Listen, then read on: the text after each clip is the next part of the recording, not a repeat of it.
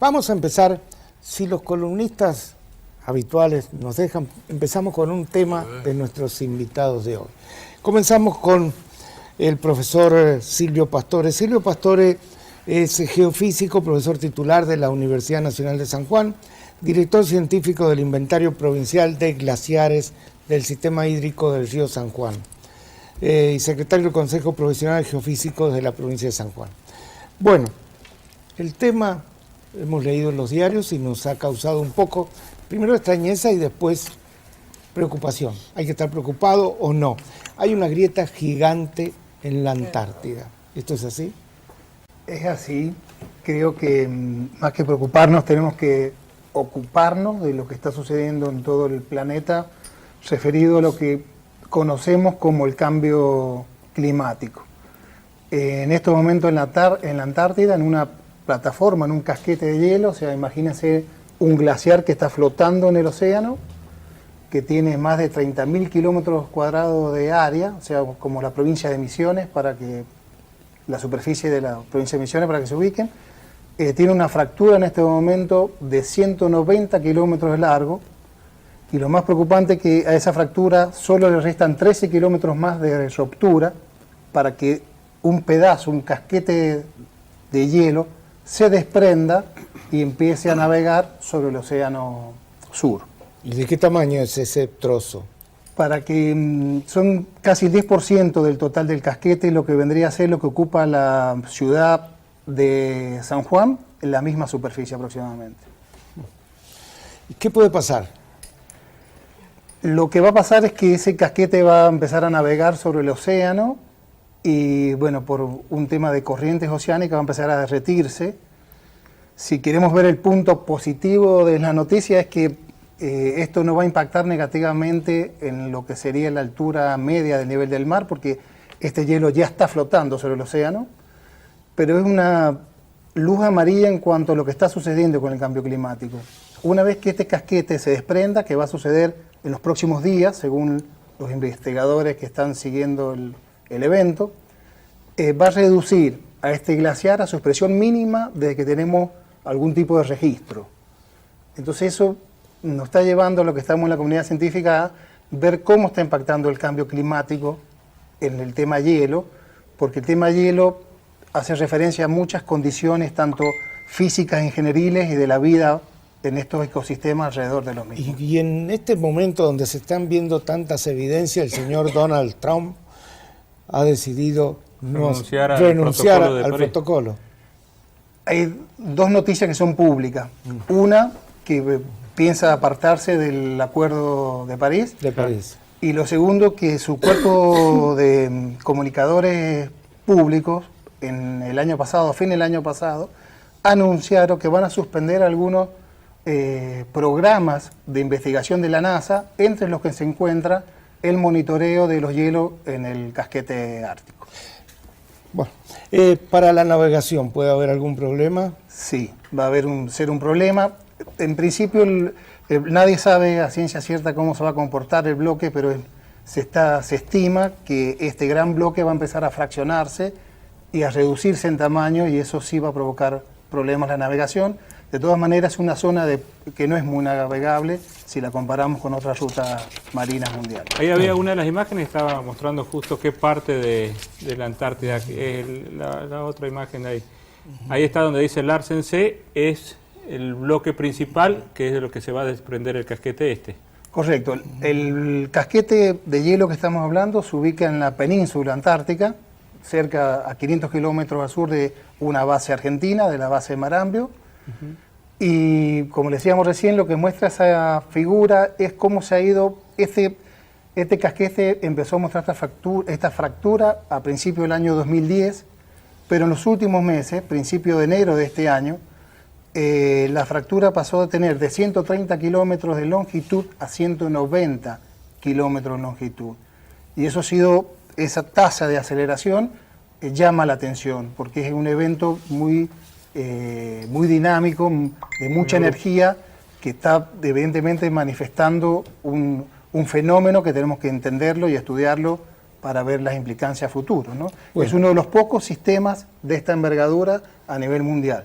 Enseguida seguimos con este tema. Vamos, ¿qué es lo que es la renta vitalicia, doctor Lorenzo, que cobra alguna gente en lugar de pensión? La renta vitalicia es, como su nombre lo indica, es lo que establece, es un porcentaje de una asignación que se cobra por el periodo de vida que se establece, ¿no? Porque nos hace llegar una señora lo que está cobrando, una jubilada de 77 años, 689 pesos de renta vitalicia. Claro, es un porcentaje que se ha establecido conforme a los ingresos que tenía al momento de la determinación de esa suma. Y parece que no lo actualizaron nunca, ¿no? Es así. Bueno, está lindo el acceso. Bueno, vamos entonces al primer tema. Vanessa Pringles, puede ser violencia cruzada. ¿Qué es lo que es eso? Bueno, violencia cruzada es una problemática que se está dando mucho en la actualidad. Si bien al hablar de este tema es importante no invisibilizar y ni dejar de nombrar nuevamente que en las estadísticas lo que predomina en el ámbito de la violencia es la violencia del hombre hacia la mujer. Son las mayor cantidad de estadísticas que hay. Pero actualmente, y se da mucho en parejas más jóvenes sobre todo, donde hay esta situación de violencia cruzada. A ver, frente a un hecho de violencia, la persona puede reaccionar de distintas maneras. Una de ellas, que es la que mayormente se viene viendo, que es una actitud de sumisión, de miedo, por la cual se forma un vínculo violento donde el hombre ejerce violencia hacia la mujer. Y otra conducta que se está dando actualmente es una conducta reactiva, ¿sí? Que es esta de que frente a un hecho violento, la otra parte de la pareja conyugal o de la pareja se comporte de la misma manera, con violencia. Entonces nos encontramos con una pareja donde el hombre golpea a la mujer o la mujer al hombre, ¿sí? O bueno, se puede dar en alguna pareja trans también, no solamente hablando de hombre y mujer. ¿Qué características tiene este tipo de violencia? Bueno, primero que se puede dar en forma simultánea, que no haya un mismo episodio, una misma discusión donde los dos ejerzan violencia, se puede ir alternando y tiene las mismas características, el mismo tratamiento y la teoría muy similar a las otras situaciones de violencia que le hemos hablado otras veces. A ver, esto que es la escalada en la violencia, que por ahí comienza con situaciones no menos graves, pero sí más pequeñas de violencia, como puede ser la violencia verbal, la violencia psicológica, hasta llegar al golpe. Y también este círculo de violencia que es muy conocido, ¿no? Donde hay un aumento de la tensión, una explosión de agresividad, donde tenemos el hecho violento, después hay un pedido de perdón, etapa de reconciliación, nuevamente aumenta la tensión y nuevamente tenemos el hecho violento. ¿Son casos comunes o pocos? Actualmente se están dando cada vez más. Yo en consulta los recepciono cada vez más. Y sobre todo lo he visto en parejas más bien jóvenes, ¿sí? ¿Y cómo se considera esto desde el punto de vista policial o de la ley? Y tenemos dos personas que están cometiendo un delito acá. Entre las sí. dos están cometiendo la un delito. violencia es un delito, ¿sí? Pero a lo mejor es parte del juego, casi diría yo, sexual de ellos, ¿no? Sí, a ver, legalmente, si no acá los abogados me corrigen, es un delito porque la violencia es un delito y hay una ley que dice que esto es así. Sí. ¿Qué es lo que pasa? Que también empieza a funcionar mucho la culpa y esto es una forma de seguir sosteniendo, ¿no? Yo por ahí he atendido a algunas mujeres que cuentan la situación de violencia y dicen, no, bueno, pero yo también le pegué. O yo me cansé que me golpeé y yo también lo golpeé. Sí. Entonces, esto funciona muchas veces como esta culpa sostiene la relación. ¿Cómo termina esto a mediano plazo? Si no hay una intervención rápida, mal porque es peligroso. Uno de los dos puede morir. Es peligroso, exactamente. Uno nunca sabe, a ver, puede tener una escalada y llegar a una situación grave como es la muerte. Y también no olvidar esto, que por ahí hay situaciones donde no se busca, pero por ahí un empujón, la persona se cae, se golpea la cabeza. Pueden pasar muchas cosas. Y en esto también, si hay niños en el medio, también son víctimas de vivir esta situación. Sí es importante aclarar que no es una situación de la que ambas parejas pueden salir con diálogo, con compresión, no. Es como la situación de violencia familiar que se da. Son relaciones enfermas. Son relaciones patológicas, exactamente, donde la única forma de poder resolverlo es primero que ambos reconozcan la situación y ambos pidan ayuda.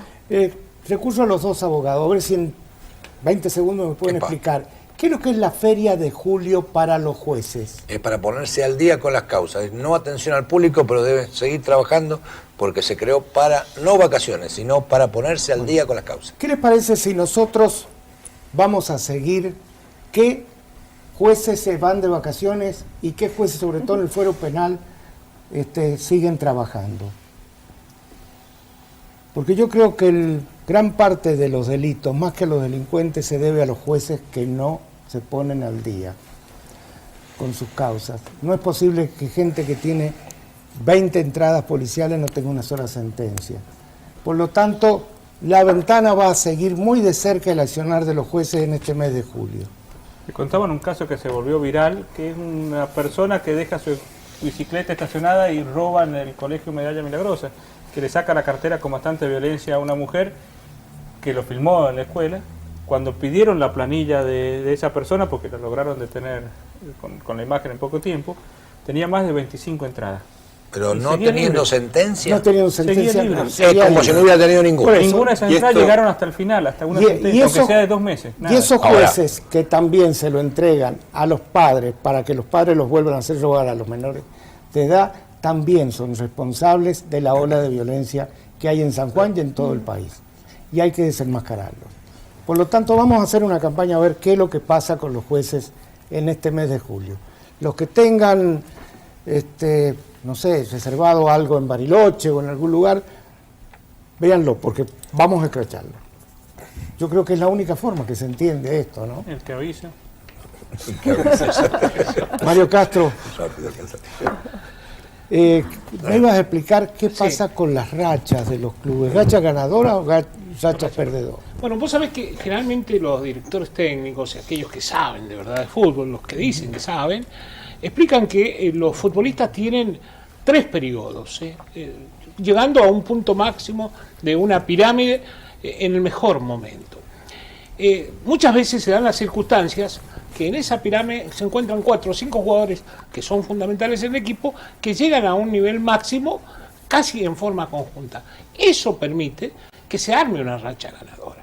Pero cuando se comienzan a caer y bajan los rendimientos de esos jugadores que son fundamentales en los grupos, en los equipos, de esta manera, comienzan los descensos. Es lo que le ha pasado.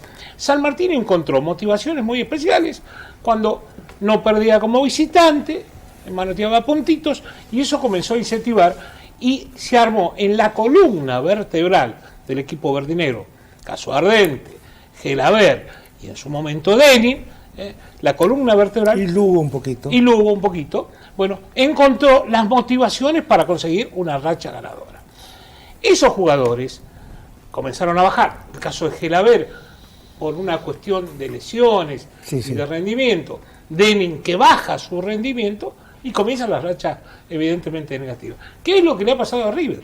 River tuvo una gran racha goleadora, una racha en positivo, porque tenía con Maidana jugando muy bien, con Poncio jugando muy bien, con Alario y Drusi, que eran las figuras. Esos jugadores que tuvieron también el paso por la selección, los viajes y demás, lo que sea, hoy están en una manera muy lenta. Está bien. Entonces encontraron. Y al contrario de Boca, que encontró esa racha positiva en algunos jugadores realmente muy importantes, que le ha permitido en los momentos precisos. Boca no solo gana, golea. Sí, sí, Y está tiene jugando buen bien. juego, está jugando bien. Va a ser un merecido campeón si es campeón. Sí, sí, y seguramente que pueda llegar a ser campeón, quizás en el día de mañana. Mañana, ¿puede Sí, ser? sí, porque Sin mañana ¿Antes juega- de jugar? Sí, antes de jugar, porque suponete que mañana San Lorenzo juega con Banfield y Banfield no pierda o empate. o empate, ya es campeón Boca. Y es campeón Boca. Exactamente. Es que yo creo que lo que le ha dado atractivo a este título de Boca, casi seguro título, es que la levantada de River. Claro. Esto lo jerarquiza un Sí, poco, sí. porque ganarle a Banfield, ser campeón con Banfield no Y tiene River sentido. levanta y de repente encuentra su racha, al perder con San Lorenzo encontró su racha Y fíjate negativa. el caso de San Martín, que Sí. pierde con Atlanta, un equipo de la B. Exactamente. Y bueno, y ahora pierde un partido que era fundamental con Temperley. Bueno, sin siempre- motivaciones, ¿no? Yo sumo Temperley, Huracán. Son 2 partidos que se van a extrañar, ¿no? Y seguramente porque Son 6 puntos ahí.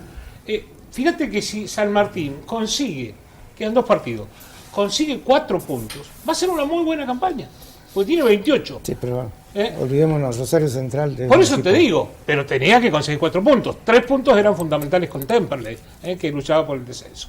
Ahora se comienzan a hablar un montón de cosas que nunca van a ser comprobables, ¿no? Bueno, licenciada María Emma Escaglia, vamos a hablar un poquito de esta carne larga duración. Carne larga vida. Larga vida, llamado. larga vida. Sí. Es una carne que ha sufrido, o más que sufrido, se ha sometido a procesos de irradiación. Es un método de conservación, la irradiación en alimentos, ¿Pero con qué se irradia? con rayos, con cobalto 60, con rayos gamma. En realidad la irradiación de alimentos se pueden dar, o la irradiación así en general se da por radiaciones gamma, por rayos X o por electrones acelerados. En realidad lo que se está hablando ahora, lo que se ha puesto a estudiar es con cobalto 60. ¿Bien? Es uno de los métodos que más ha sido estudiado por su controversia cuando uno habla de elementos o de alimentos irradiados. Ha sido estudiado más o menos durante 40 años y cómo serán de seguros que las personas inmunodeprimidas o por enfermedades o por algún tipo de medicamento utilizan los alimentos esterilizados por este tipo de radiación. Ahora, ¿cambia el sabor o no? Nada, no Nada cambia cambia. ninguna característica organoléptica. Va directamente sobre los microorganismos patógenos, o sea, los microorganismos que son perjudiciales para la salud. Más o menos sería como meterlo en el microondas, digamos. Más o menos, sí.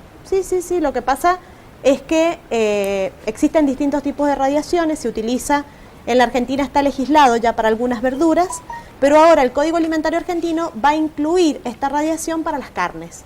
Nosotros ya tenemos carnes envasadas al vacío, con refrigeración, y ahora lo que va a haber es carnes irradiadas.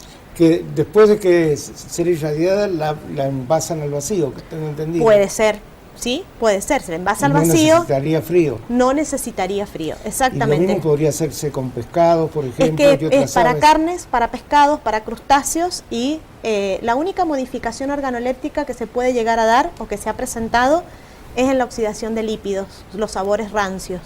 Así que no estaría muy recomendable para carnes muy grasas o para pescados muy grasos. Pero ya está utilizado en otras partes del mundo, ya es un método que viene estudiándose hace rato. Bueno, yo creo que, por ejemplo, gran parte del salmón que viene envasado al vacío dura mucho tiempo, ¿no? Sí, pero por Pero el con método de frío. envasado, por Sí, frío, por exactamente, pero no por el método de irradiación.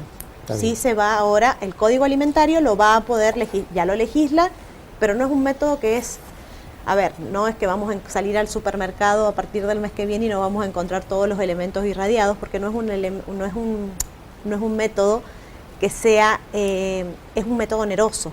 Claro. Bien, exactamente, es un método caro, no es algo muy, es mucho más fácil la esterilización, o sea, es mucho más económico en cuanto a la esterilización. Digamos que para el consumo normal, donde uno compra la carne para consumir en la semana, no tiene sentido. No hacerlo. tiene sentido, no tiene sentido de este tipo, pero bueno, es un método que es bastante, o sea, sirve para aumentar la vida útil de ¿Con los qué alimentos. alimentos se está aplicando este método? En la Argentina nosotros ya la tenemos legislado con lo que es espárragos, frutillas, papas y champiñones. ¿Cebolla? Sí, es que no lo tengo claro a cebolla, la verdad que no, creo que todavía cebolla no. Sí se utiliza, por ejemplo, para lo que es muy utilizado para lo que es los brotes, para evitar los brotes, por ejemplo, en los tubérculos, para eliminar lo que es triquina en las carnes de cerdo, para evitar el problema de la triquinosis, para la mosca de los frutos. Sí se utiliza y tiene muy buenos resultados, excelentes resultados. Bueno, nosotros los matamos ahí cobrándole a los autos que van a Mendoza, no sé cuánto, y los que vienen de Mendoza le volvemos a cobrar acá y Con lo el hacen cartel. pasar por una agüita que no sé qué es lo que hace, y un cartel y un señor que quiere vernos siempre que llevamos en el baúl, pero lo hace rápido, cierra y siga, ¿no? Bueno, es otra forma, ¿no?, de combatir la mosca de los frutos, aunque hoy hay otras moscas que los mismos se le han metido, ¿no? No, Hay otras pestes. pero a ver, por el tema de la mosca de los frutos, sobre todo para los vegetales que se exportan, este es un método muy utilizado. Sí, pues le ponen un sellito y ya está, estamos haciéndolo, pero las moscas siguen estando. Uno ve, basta comprar alguna fruta, viene toda con problemas, ¿no? Sí, es así. Así que no hay grandes soluciones. Señores, seguimos con el tema. ¿Qué le preguntarías a Carlos Lorenzo? Hay un fallo de la Corte Suprema de Justicia, un fallo dividido, terminó siendo 3-2, por el cual había un juicio que había llegado a la Corte porque habían decidido una Cámara otorgarle mayor, una sentencia mayor de lo que eran los límites del contrato de seguro a un damnificado. Entonces, obviamente, la compañía de seguro fue hasta la Corte Suprema diciendo, bueno, yo tenía contratado hasta tal límite. ¿Por qué no nos explica un poco, Carlos, qué es lo que es? Sí, efectivamente, como vos lo mencionabas, es un fallo muy reciente donde se ha venido a tratar de poner un freno a algunas pretensiones que establecían que las compañías de seguro tenían que responder más allá del monto que estaba establecido como límite de la indemnización en los casos de accidentes. Es decir, todos sabemos que la compañía de seguro establece o contrata un límite con el asegurado, pero por ahí hay siniestros donde ese límite es excedido ampliamente. Entonces, ¿qué es lo que pasaba? Se buscaba o se pretendía que el resarcimiento que se tenía que hacer a las personas que reclamaban a la compañía de seguro tenía que ser integral. ¿Qué es lo que quiere decir? Que se tenía que sobrepasar el límite que estaba establecido entre las partes. Entonces, la Suprema Corte de Justicia, o la Corte Suprema de Justicia, que es el órgano máximo en el país en relación a las sentencias que puede dictar, ya estableció de manera mayoritaria, esto quiere decir de que no ha sido unánime, de que los límites que se establecen en los contratos entre partes es lo que se debe respetar. ¿Y cuál es el criterio que se estableció o cuál es el fundamento para establecer ese criterio?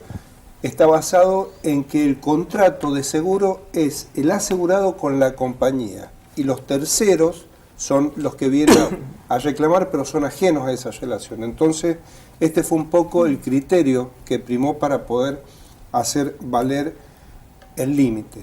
Ahora ha quedado una duda en relación a esto, y es qué es lo que pasa con el monto que se excede en el reclamo. Y personalmente Y acá es donde vienen las diferentes posiciones, donde uno dice tendrá que responder para la reparación integral con bienes propios, y otra posición es que dice justamente acá se comete la injusticia, porque si yo estoy buscando un seguro es para que me haga la cobertura total. Entonces el límite no tendría que ser lo que establece la superintendencia, sino que se tendría que convenir entre partes, porque muchas veces el límite que está establecido es el que establece la superintendencia y no el que conviene. ¿Pero es seguro contra tercero o el seguro general? El seguro contra tercero. El obligatorio. El seguro obligatorio. ¿Por qué? Porque contra tercero es la cobertura que tiene que brindar la compañía para aquellas personas que han sido lesionadas y que no venían, es decir, pueden venir con el conductor en el vehículo y también son terceros, pero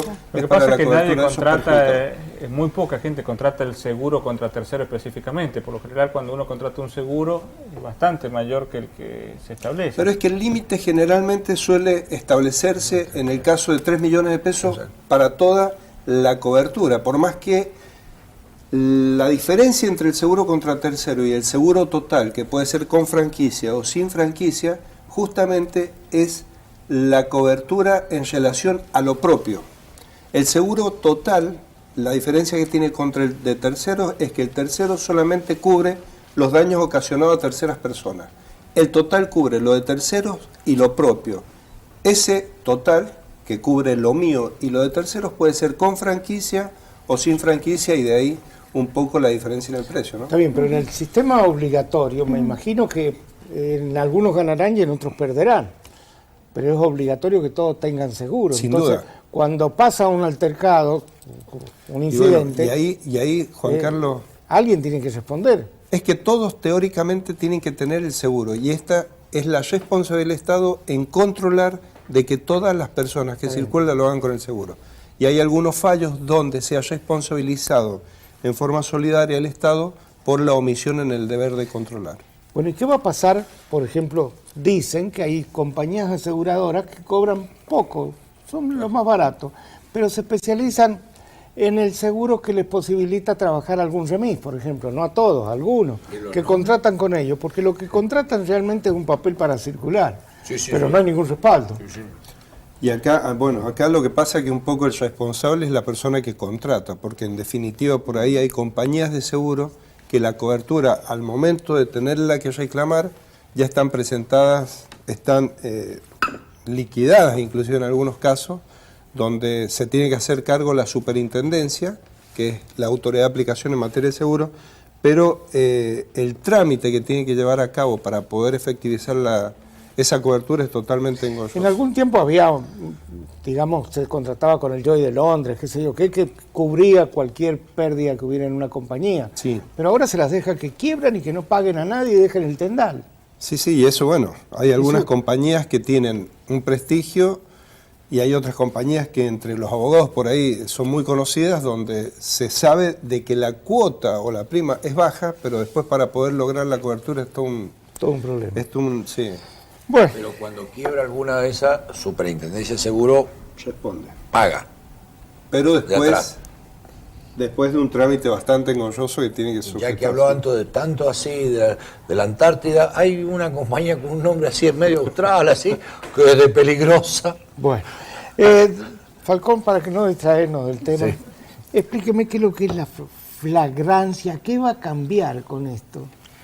La flagrancia es un método de cometer el delito. Es cuando lo agarraron en flagrancia, lo agarraron con las manos en la masa. Sí, es más fácil de entenderlo. Es con las manos en la masa. Puede ser en el momento mismo, en el momento anterior o en el momento posterior, cuando se está fugando. Solamente sirve para delitos dolosos, o sea, intencionales. Un choque con lesiones no es la flagrancia. Sirve hasta tanta pena, 15 años. Pero lo que es más grave, no se aplica a los menores. No se aplica a los menores. Y esto es un error. Esto es un error. Porque para eso existe una categoría de menores que pueden ser sancionados, mayores de 16.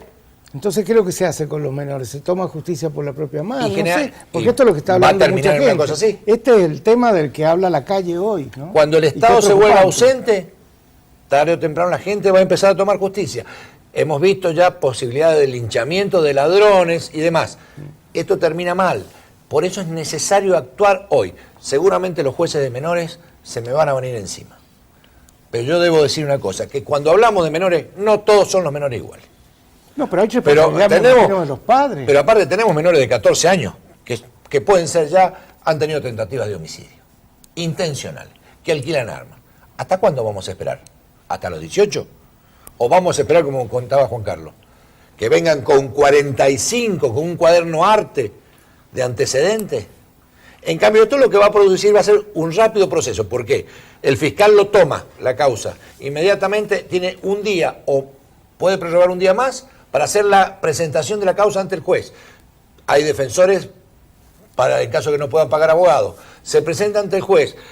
En ese momento, el tipo puede decir, acepto o no. Si dice que no, tiene 7 días para el juicio. El juicio se produce todo, rápidamente. Esto, andando bien, desde el delito hasta la sentencia, tendríamos que tener no más de 15 días.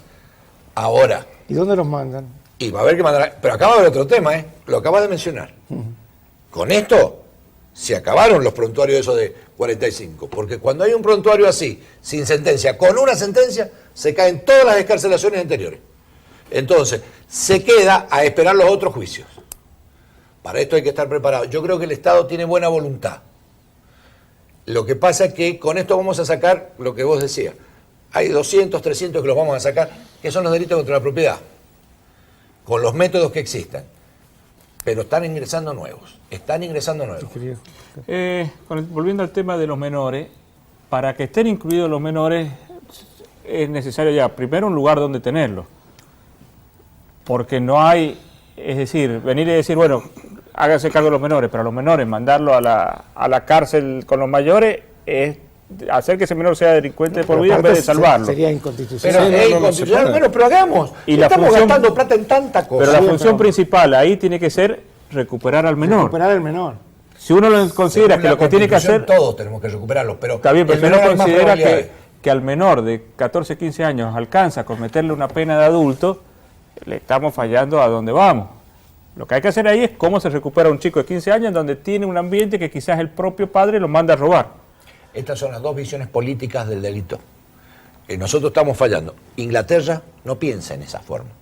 Dice, un menor delinquió, lo sacamos de la sociedad.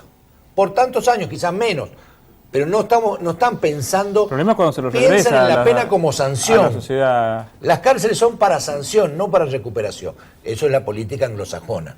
Sí. Nosotros que somos latinos pensamos la otra. La verdad que el índice de delitos no indica que ninguno de los dos sea el mejor tampoco, y ni tampoco ha bajado el delito donde hay pena de muerte. Bajó el delito es donde se hicieron más cárceles y más tipos de cárceles y donde se privatizó el sistema de prisión. Que en el caso de Estados Unidos, las prisiones debajo, el caso de flagrancia, son todas privadas. Pero también tienen derecho a cobrarse de los bienes del ladrón, en el caso que fuera un robo. Bueno, si tuviera bienes.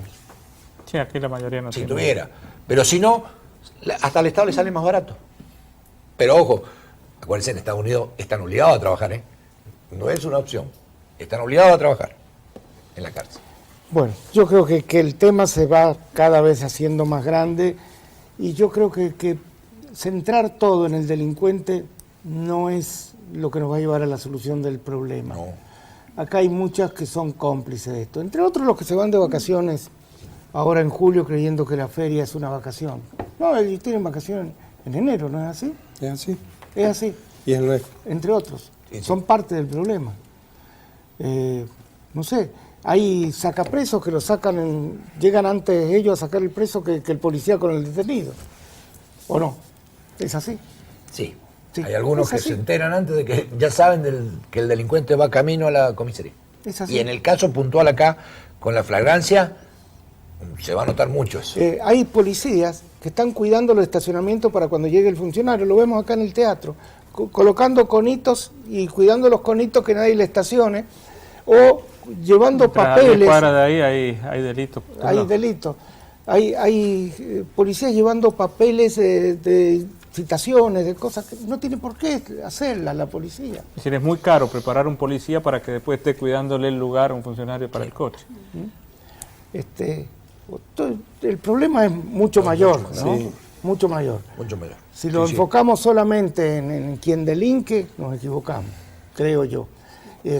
Porque ya con la cantidad de policías hay, Ahora, ya tenemos eso- uno por cuadra. eso- el problema eso- es que no están en la cuadra. Eso, Juan Carlos, es lo preocupante porque en los últimos 5 o 6 años se han nombrado una cantidad Sí. impresionante de policías, pero vemos que la inseguridad sigue. Mira, sí, es sí. decir, hay algo que estamos haciendo mal, Sí, sí, sin duda. que no está dando resultado la cantidad de ingresos que se están registrando. No, no.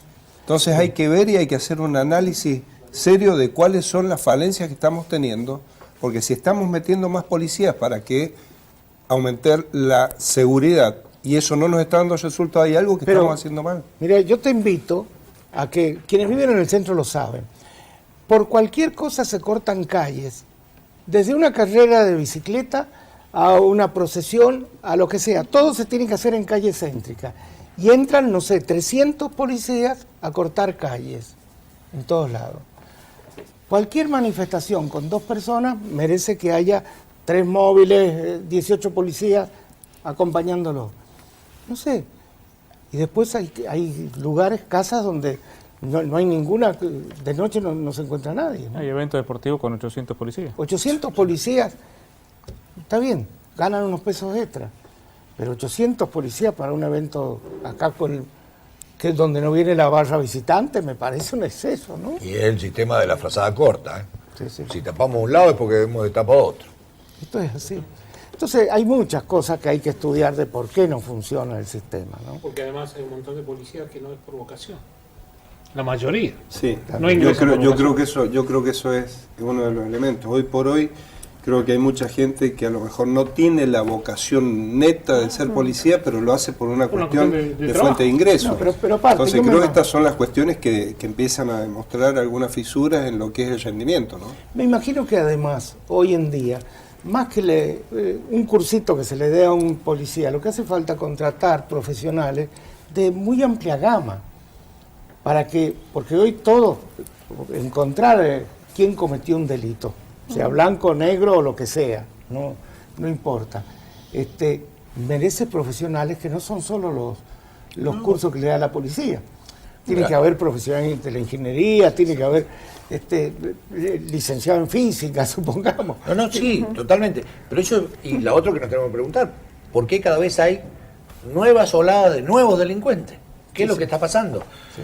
Y por último... Es como las rachas en el fútbol. Claro. Sí, bueno, pero nosotros venimos con una racha negativa. Sí. Parecemos Gallardo. Pero todavía se siguen matando chicos conduciendo solo contra nadie. Accidentes de tránsito a la misma... chocan contra un árbol a la misma velocidad que venían. O sea que no ni intentaron frenar. 2 muertos en la madrugada de hoy. 2 muertos hoy, todos los días. Algo está pasando. Algo está pasando. Bueno, profesor Pastor, entonces, esto de la grieta, ¿se puede repetir? ¿Va a seguir haciendo? ¿O esto es algo que ha pasado una vez en una generación? No. Sabemos que por lo menos esta es la tercera vez que sucede, y lo otro que también sabemos es que el cambio climático es una realidad. Lo observamos no solo en las zonas más remotas, como puede ser la Antártida en este caso, sino que lo observamos día a día en nuestro clima. O sea, estamos teniendo eventos meteorológicos que son muy puntuales, son muy violentos, y que no teníamos registros en la proximidad de la vida humana. Entonces, la preocupación o la ocupación viene por ahí. ¿Cómo empezamos a revertir esta situación, por lo menos de la actividad humana, cómo lo empezamos a revertir? Entonces, ¿cómo nos comprometemos? Tiene que ver con lo que hablaban también recién del problema social. O sea, socialmente, ¿cómo nos vamos a comprometer para que por lo menos desaceleremos la emisión de todos los gases del efecto invernadero? Y cuando estoy hablando de comprometerme, de lo más sencillo, por ejemplo, yo hoy me vine acá al estudio en auto, pero si me hubiese organizado mejor, me podría haber venido caminando. Y si hubiera un buen transporte público, mejor aún. ¿no? Entonces tenemos que comprometernos, es eso, ¿no? Sí, ahí se falta toda una política.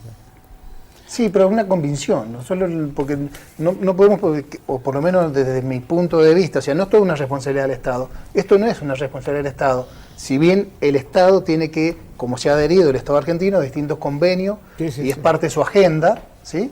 Pero también nosotros tenemos que comprometernos, dejarle en este tema por lo menos, no le exijamos al Estado. Claro. O sea, nos miremos... Pero hay una realidad también, es decir, aquí por ejemplo, en algún momento nos hicieron sentir culpables hasta por usar desodorante, y uno ve que después quizás el 90 o más % de la contaminación son las industrias en base a carbón 2 o 3 países. Y combustible de China y Estados Unidos. Es decir, si ellos no dejan de contaminar en base al carbón, todo lo que hagamos nosotros de este lado va a ser mínimo. Es cierto lo que está diciendo, pero como probablemente ninguno de nosotros puede actuar sobre esos factores, a mí me gusta verlo desde este otro punto de vista. En Europa actuar lo que se está haciendo que mucho podemos, ¿no? es la conciencia de qué compra cada uno. Bueno, es decir, un buen ejemplo. Una empresa que produce en forma contaminante, a esa empresa no le compran los productos. Sí. Y es como les duele, con lo económico. Claro. Ahí te vas a encontrar con una realidad social que cuidar el medio ambiente es más caro que no cuidarlo. Claro. En la mayoría de los casos, puede haber excepciones, pero cuidar el medio ambiente es caro. Y los doctores que van a ayudar, o sea, y aquel que contamina paga, ¿no es cierto? Creo que es una regla. Entonces, cuidarnos es comprometernos y bueno, y luchar en tendencias, digamos, de mejoras, ¿no? Licenciada Escaglia, ¿se está utilizando mucho nitrito en los alimentos que se conservan? ¿Carnes? No tanto en carne, porque la carne es el día, ¿no? No, en los que son conservas alimenticias, en los que son conservas cárnicas, se utiliza para evitar lo que es el desarrollo del Clostridium botulinum, que es lo del botulismo. Sí. Bien, es necesario utilizarlo. Pero también en algunos países hay críticas a la utilización. Sí, pero se han hecho bastantes nitrito. estudios con respecto a lo que es las conservas, en cuanto a lo que son conservas cárnicas crudas. Sí. Y sobre este factor que es el Clostridium, que, o sea, que provoca el botulismo, la enfermedad del botulismo. Y es lo único que por el momento se estaría utilizando para poder eliminarlo. En el método de irradiación, yo creo que las famosas hamburguesas son los que primero van a aplicar la irradiación. Lo que pasa es que, buena pregunta, porque el tema de la irradiación en las carnes se va a ir directamente sobre la Escherichia coli, Claro. que es la que provoca, dentro de la Escherichia coli y la familia tenés la Escherichia coli, la O57H7, que es la que provoca hemorragias internas, y la del síndrome urémico hemolítico. Entonces sí se utiliza, y va a ser más que nada para las carnes de exportación, primeramente, porque, vuelvo a decir, no es algo por el costo. Claro. Y después estaría buenísimo que se pudiera utilizar para las carnes que nosotros tenemos acá para el consumo local. Un minuto con el doctor Lorenzo. Comisiones de alquileres. Sí, Juan Carlos, ha salido un fallo también reciente donde se confirma, en la provincia de Buenos Aires hay una ley que establece todo lo que hace la relación entre el locatario y el locador. Y había una resolución de la Cámara de Corredores Inmobiliarios que establecía la comisión o el pago de la comisión de 2 alquileres. Eso ha sido ya resuelto en sede judicial, donde se ha establecido por un fallo del Superior Tribunal de Justicia de la Provincia de Buenos Aires que no se puede cobrar más del 4,15% del total de los alquileres. Del total. Del total. Si son por Que 3 más o menos- años. que más o menos en lo que hace una relación de 2 años, el equivalente a un mes de alquiler. ¿Y la Es- renovación? Y la renovación no se puede cobrar. Y además de eso, esto ya lo tratamos, hay que dejar en claro que la comisión está a cargo del propietario del inmueble, no del inquilino o del locatario. Paralelamente nos metemos con las comisiones, pero no arreglamos la ley de sello. Seguimos sellando y pagándole al Estado y un impuesto más que nadie entiende por qué. San Juan, no todas las provincias lo tienen, ¿no? Sí, es así. Y además, Son impuestos muy sanjuaninos. Sí, sí. Productos autóctonos. son impuestos que solamente tienen valor en el caso de que se quiera hacer un reclamo judicial, Sí, sí. que es para darle fecha cierta, digamos, al inicio del contrato. Está bien. Bueno, gracias a todos por los aportes de hoy. Vamos a ir a un corte, pero ya les anticipo algo. Mañana es el Día de la Bandera. Como siempre, ¿por qué elegimos siempre cuando se muere alguien para hacer un feriado? Era una cultura. Festejemos la vida, ¿no? No es posible que el Día de Sarmiento sea el 11 de septiembre, porque se murió. Hizo muchas cosas a favor. El Día de San Martín, el Día de la Muerte. El Día de la Bandera, el Día de la Muerte de Belgrano. Empecemos a festejar la vida.